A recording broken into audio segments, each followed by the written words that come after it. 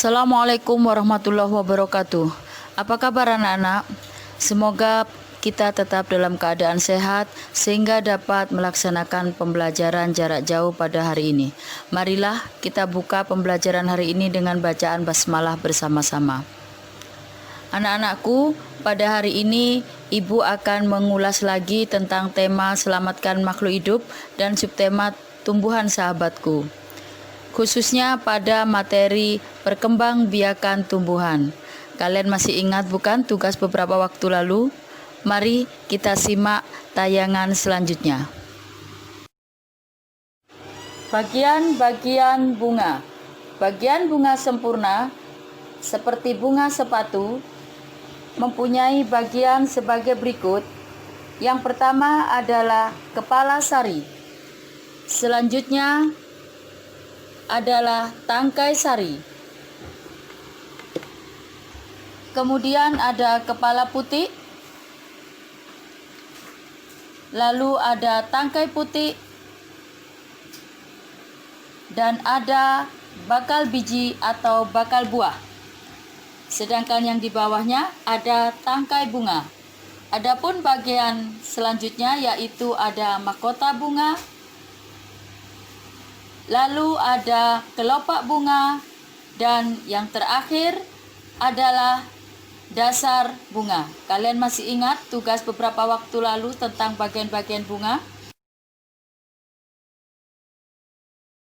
Adapun fungsi bagian bangkaian bunga sepatu tersebut sebagai berikut. Bagian bunga kepala sari mempunyai fungsi sebagai tempat produksinya serbuk sari. Untuk tangkai sari mempunyai fungsi sebagai penyangga kepala sari. Untuk kepala putih sebagai tempat jatuhnya serbuk sari. Dan tangkai putih untuk penyangga kepala putih. Adapun bakal biji mempunyai fungsi sebagai tempat keberadaan ovum. Dan tangkai bunga sebagai penopang bunga dan menghubungkan bagian tumbuhan lain. Mahkota bunga agar menarik serangga yang akan datang. Sedangkan kelopak bunga untuk melindungi mahkota bunga dan dasar bunga sebagai tempat melekatnya mahkota bunga.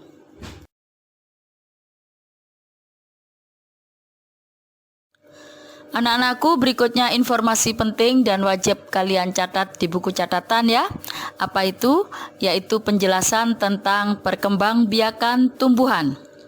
Nah, perkembangbiakan tumbuhan ada dua cara. Yang pertama, perkembangbiakan generatif. Perkembangbiakan generatif adalah perkembangbiakan tumbuhan dengan cara menanam biji melalui penyerbukan atau secara kawin. Sedangkan penyerbukan adalah jatuhnya serbuk sari ke atas kepala putih. Bagaimana macam-macam penyerbukan? Mari kita ikuti tayangan selanjutnya. Informasi penting selanjutnya adalah tentang macam-macam penyerbukan. Yang pertama adalah penyerbukan sendiri. Apa itu penyerbukan sendiri? Penyerbukan sendiri yaitu penyerbukan yang terjadi bila benang sari yang jatuh ke kepala putih berasal dari bunga itu sendiri. Contohnya, yang terjadi penyerbukan pada bunga sepatu. Adapun penyerbukan selanjutnya yaitu penyerbukan serumah. Adalah penyerbukan yang terjadi bila serbuk sari yang jatuh ke kepala putih berasal dari bunga lain dalam satu tumbuhan. Contohnya seperti pada gambar di bawah ini. Dua bunga dalam satu tumbuhan mengalami serbuk sari yang jatuh pada kepala putih bunga lain.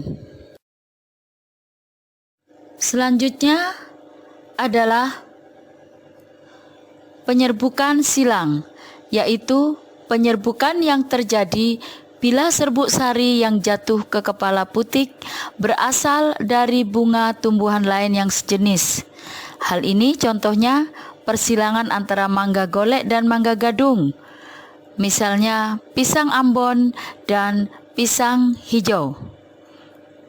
Nah, mari anak-anak kita lanjutkan penyerbukan bastar, yaitu penyerbukan yang terjadi bila serbuk sarinya jatuh pada putik yang berasal dari bunga tumbuhan lain yang tidak sejenis. Contohnya di sini adalah penyerbukan yang terjadi beberapa tanaman yang ditanam bersama-sama dalam satu lahan, misalnya dalam sistem pertanian tumbang sari. Nah, anak-anakku, untuk penyerbukan selanjutnya yaitu penyerbukan buatan. Adalah penyerbukan yang sengaja diusahakan manusia untuk memperoleh bibit unggul. Contohnya, mengawinkan antara padi lokal dengan padi luar negeri yang sifatnya lebih baik. Nah, anak-anakku, kita telah belajar perkembangbiakan generatif dan macam-macam penyerbukan. Jangan lupa, setiap informasi penting wajib kalian catat di buku catatan. Dan kalian baca berulang-ulang agar paham tentang materi ini. Demikianlah anak-anakku tentang materi perkembangbiakan generatif. Selanjutnya yaitu kita akan membahas perkembangbiakan vegetatif yang akan kita bahas tuntas di pertemuan berikutnya. Dan jangan lupa, tidak ada tugas hari ini. Tugasnya hanya mencatat dan membaca kembali materi yang telah diberikan. Sampai jumpa pada pembelajaran berikutnya. Kurang lebihnya Ibu mohon maaf. Wabillahi taufiq wal hidayah. Wassalamualaikum warahmatullahi wabarakatuh.